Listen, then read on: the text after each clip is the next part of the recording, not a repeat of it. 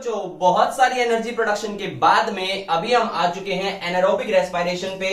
वो सब एनर्जी जो है मैंने बोलने में और आप लोगों ने पढ़ने में खर्च कर दी। ऑक्सीजन है नहीं, अब क्या होगा? Anaerobic respiration. The term anaerobic respiration was first of all defined by Kostychev in 1902 and he said that whenever in absence of oxygen oxidant, the process does not completes like glycolysis, pyruvate link reaction and then Krebs cycle. It goes into some second kind of process, which is fermentation.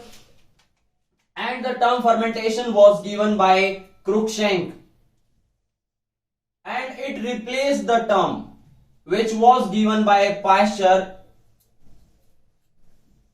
The term which was given by Pasteur, it was zymosis, and the Cruikshank fermentation changed this term directly.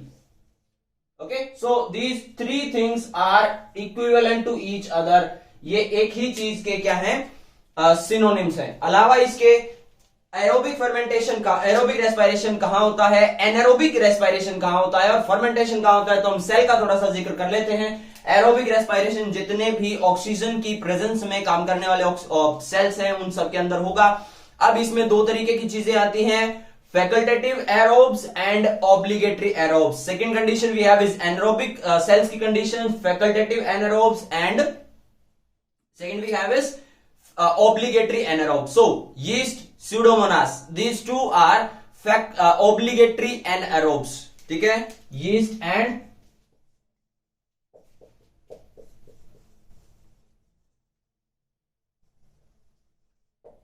these two are obligatory anaerobes.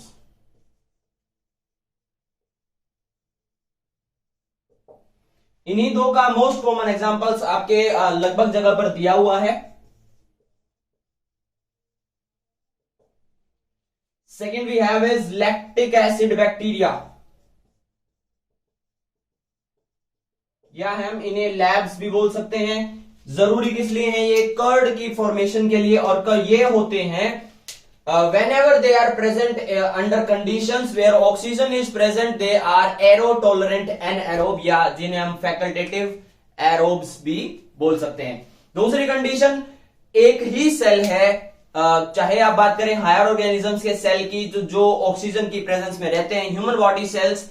अब human body sales के अंदर ही facultative anaerobes भी होते हैं। क्या आप जानते थे? मसल सेल्स जितने भी हैं ह्यूमन बॉडी के, वो सारे के सारे फैकल्टेटिव एनारोब्स हैं, जिसका मतलब वो अगर ऑक्सीजन प्रेजेंट नहीं होगी तो वो उस केस में भी काम कर सकते हैं। Clear with this? And that leads to a phenomena called lactic acid formation, जो आपकी मसल सोरनेस के लिए आफ्टर जिमिंग, आफ्टर एक्सरसाइज काफी ज्यादा रिस्पॉन्सिबल है। तो इसके बाद आता है आपके पास दो चीजें, तो फर्मेंटेशन या एरोबिक रेस्पिरेशन की बात करें तो फर्मेंटेशन जो है वो माइक्रो ऑर्गेनिजम्स के केस में बोलते हैं, और जो एनारोबिक रेस्पिरेशन है वो हायर ऑर्गेनिज्म के सेल के केसेस में बोला जाता है। Fermentation is most probably directly related to ethanol formation, और you can say ethyl alcohol formation, which is C2H5OH. And this anaerobic respiration that takes place in human muscle cells forms lactic acid. Clear with this? अब यही same चीज अगर yeast करता है तो ethyl alcohol produce करता है। यही एब्सेंस ऑफ ऑक्सीजन में जो भी रेस्पिरेशन होता है, तो अगर उसको लैक्टिक एसिड बैक्टीरिया करते हैं वो लैक्टिक एसिड प्रोड्यूस करते हैं, अगर ह्यूमन बॉडी के मसल सेल्स करते हैं तो भी लैक्टिक एसिड प्रोड्यूस होता है। और हमारे पास दो पाथवेज हैं, फर्स्ट अल्कोहल या इथाइल अल्कोहल फॉर्मेशन का, और दूसरा है लैक्टिक एसिड फॉर्मेशन का। अब इसमें लैक्टिक एसिड की हमने बात कर ली, इसके अलावा acetic acid, butyric acid, propionic acid, ये सब भी इसी फॉर्मेशन से बनेंगे। अलग अलग माइक्रो ऑर्गेनिजम्स इसको ऐसे बना सकते हैं। ठीक है, एग्जांपल्स अगर मैं दे दूं इथाइल अल्कोहल का, तो यीस्ट है, लैक्टिक एसिड का लैक्टिक एसिड बैक्टीरिया या लैक्टोबैसिलस है, प्रोपियोनिक एसिड का माइकोबैक्टीरियम प्रोपियोनी या प्रोपियोनी बैक्टीरियम शर्मानी, और दूसरी कंडीशन इसमें रहेगी ब्यूटायरिक एसिड की, दैट इज ब्यूटाइलिकम, और एसिटिक एसिड के लिए होता है एसिटोबैक्टर एसिटाइल। तो ये वो सारे एग्जांपल्स हैं जो फर्मेंटेशन करते हैं और अलग अलग तरीके के ऑर्गेनिक एसिड्स को प्रोड्यूस करते हैं। तो चलिए देखते हैं इसमें इनके पाथवेज। सबसे पहले आप लोग जानते हैं, जब भी हमने ग्लाइकोलाइसिस पढ़ा था तो हमने देखा था कि जो ग्लूकोज है वो कन्वर्ट हो जाता है इनटू फाइनली टू थिंग्स। अब ग्लूकोज के अंदर प्रोसेस है, एक है ग्लिसरैल्डिहाइड 3 फॉस्फेट, जो इस तरह की इंटरचेंजेबल कंडीशन में रहता है ड्राई हाइड्रोक्सी एसीटोन फॉस्फेट के साथ, और ये कंडीशन जो है फाइनली पहुंचती है पायरुविक एसिड तक। Pyruvic acid is of 3 carbon and 2 molecules of pyruvic acid is formed. It is C3H4O3. This is pyruvic acid. Clear with this? Now this DHAP in presence of alcohol dehydrogenase, enzyme alcohol dehydrogenase can form acetaldehyde.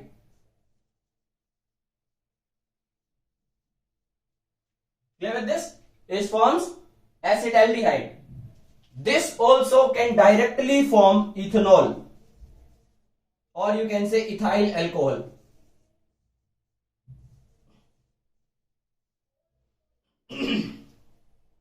This acetaldehyde can be changed into ethyl alcohol. This acetaldehyde can also be changed into acetic acid.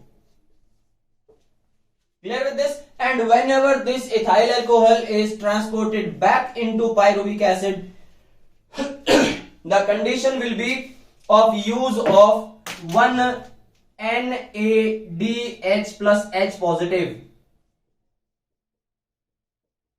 and formation of NAD positive. This NAD positive will be used to further produce NAD positive during this process.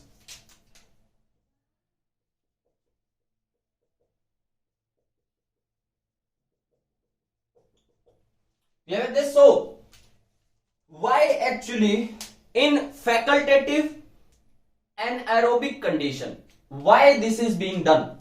This is being done that at least 2 ATPs which are being produced from glycolysis, 4 ATP produce होते हैं total.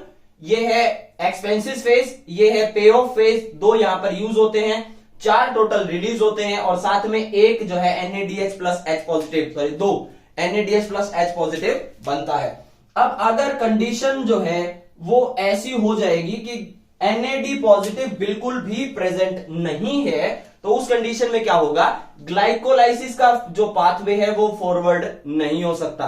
ठीक है, क्योंकि पहले condition आती है GA3P से 3PGA बनने की, विच इज फॉस्फोग्लिसैरिक एसिड। अब ये अगर NAD पॉजिटिव प्रेजेंट नहीं होगा तो इस केस में पायरुविक एसिड फॉर्मेशन नहीं हो सकती, और इसके बाद के जो 2 ATP है वो भी फॉर्म नहीं होंगे। तो it is very much important कि इस NAD positive NADH plus H positive को कोई ना कोई NAD पॉजिटिव में रिड्यूस करे, ताकि ये ऑक्सीडाइजिंग पावर बन के, ये NAD पॉजिटिव जो है वो ऑक्सीडाइजिंग पावर बन के कम से कम ग्लूकोज को चलाता रहे। ठीक है, समझ गए? तो ये कंडीशन होती है जिसमें फर्मेंटेशन होगी, and this is ethyl alcohol formation. Am I clear up till now? And there is also a release of 1 carbon dioxide, 2 molecules of carbon dioxide that is released here.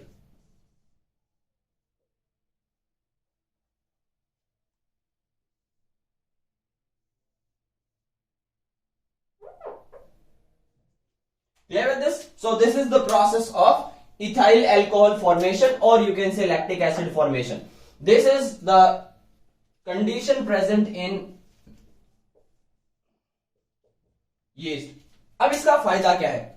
अगर ethyl alcohol बनता है, ethyl alcohol can be use, कहां कहां use होता है, breweries में use होता है, ये वाइन फॉर्मेशन के लिए यूज होता है, वोडका, जिन, बियर फॉर्मेशन के लिए यूज होता है। इसके अलावा इथाइल 70% एल्कोहल को, इथेनॉल को कहां यूज करते हैं हम, स्टेरलाइजेशन के लिए यूज करते हैं, तो वो सब चीजें।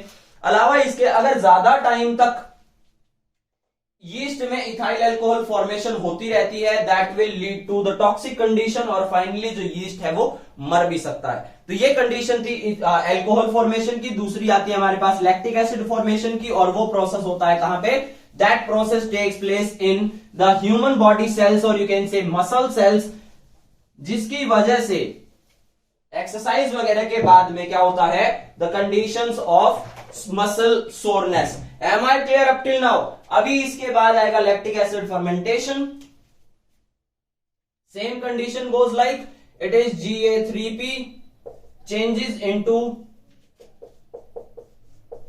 DHAP changing into pyruvic acid.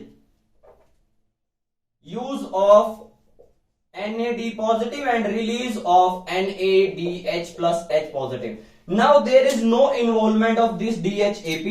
The lactic acid can be formed from pyruvic acid directly. Clear with this? And this there will be a utilization of this NAD plus H positive.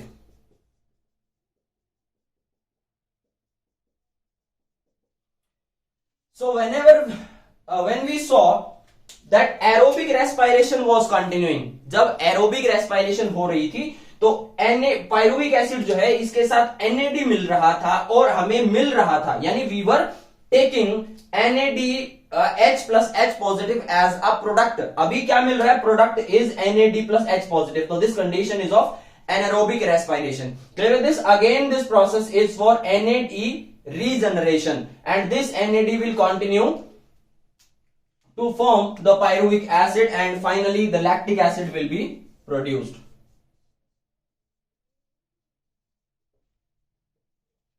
Happens in case of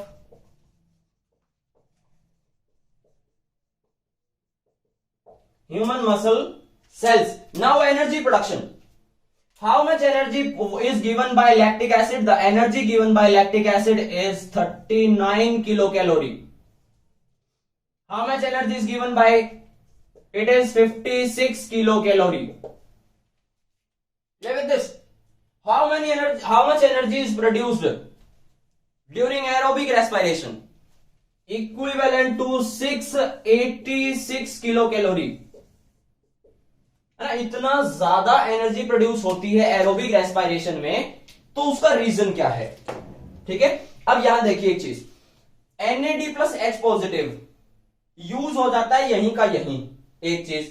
दूसरी condition क्या है, reason है उसका NAD को regenerate करना है। दूसरी condition ये है, बहुत छोटे छोटे से प्रोसेस है, पायरुविक एसिड बना, DHAP था, वो चला गया था एसिटाइलडिहाइड बनाने के लिए, जिसने इथेनॉल बना दिया। अब बहुत थोड़े से इंटरमीडिएट्स हैं, है ना, जिसकी वजह से बॉन्ड्स जो है बहुत ज्यादा इधर उधर नहीं हो रहे, और बहुत ज्यादा बॉन्ड्स अगर इधर उधर नहीं होते तो उस केस में क्या है, एटीपी के इक्विवेलेंट, हमने क्या पढ़ा था, ATP is equal to 7.3 kilo calorie energy, एक एटीपी। यहां फर्मेंटेशन में जो एटीपी प्रोड्यूस होते हैं उनके पास 7.3 किलो कैलोरी एनर्जी भी नहीं होती। रीजन उसका यह है कि जो एटीपी यहां से प्रोड्यूस होते हैं उनके पास इतने ज्यादा बॉन्ड तोड़ने का चांस नहीं था कि वो इतनी ज्यादा एनर्जी प्रोड्यूस कर पाए।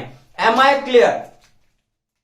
ठीक है जी, तो ये जो एनर्जी है ये प्रोड्यूस नहीं हो पाएगी, एक चीज। दूसरा, NAD प्लस H पॉजिटिव जो है, हमने एक चीज और देखी थी, दैट मैलेट एस्पार्टेट शटल या ग्लिसरॉल फॉस्फेट शटल से ये जो NADH पॉजिटिव है ये माइटोकॉन्ड्रिया के अंदर जाता है, और फिर उसके बाद क्या कंडीशन आती है, break down of this NADH plus H positive. इसकी रिड्यूसिंग पावर को यूज करके 3 एडिशनल ATP प्रोड्यूस करवाए जा रहे थे, है ना। अब ये तो माइटोकॉन्ड्रिया में जा ही नहीं सकता, क्योंकि इसको तो रीजनरेट करना पड़ेगा। अब अगर ये रीजनरेट नहीं हुआ और एक बार के लिए इसको भेज भी दिया गया तो अगली ग्लाइकोलाइसिस भूल जाओ, है ना। ये कंडीशंस जो हैं इसी तरीके की हैं। फायदे क्या है फर्मेंटेशन के, तो मैंने आपको बता दिया, ऑर्गेनिक एसिड प्रोडक्शन के लिए, इथाइल अल्कोहल प्रोडक्शन के लिए, जितनी भी इंडस्ट्रीज हैं सारी की सारी इसी पे बेस्ड है। Thank you so much for today everyone, thank you so much for watching the video till and. I hope आपके कॉन्सेप्ट जो है एनारोबिक रेस्पिरेशन के बारे में क्लियर होंगे। Like, share, subscribe and share it with your friends. Thank you so much everyone, have a nice day.